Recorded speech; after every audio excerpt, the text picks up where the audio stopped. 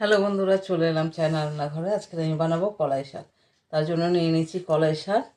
কলাই শাকের যে কুচি অংশটা এইভাবে কেটে নিয়ে আলাদা করে দিতে হবে।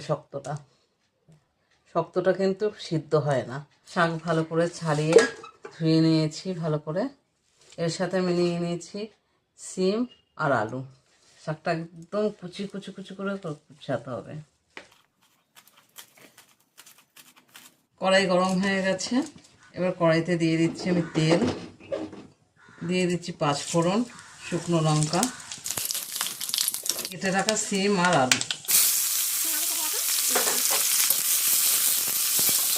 এবার এতে দিয়ে দিচ্ছি অল্প হলুদ আর স্বাদ মতো লবণ। এবার দিয়ে দিচ্ছি কেটে রাখা কলাই শাক। মাঝখানে একবার নাড়িয়ে চাড়িয়ে দিলাম। আলু এখনো সিদ্ধ হয়নি পুরোটা। শাক ভাজা হয়ে গেছে, আমি এবার নামিয়ে নেব। তোমরা অবশ্যই রান্না করে খেও। যদি ভালো লাগে আমাকে কমেন্টে জানিও, আর আমার চ্যানেলটিকে সাবস্ক্রাইব করে লাইক শেয়ার করে দিও।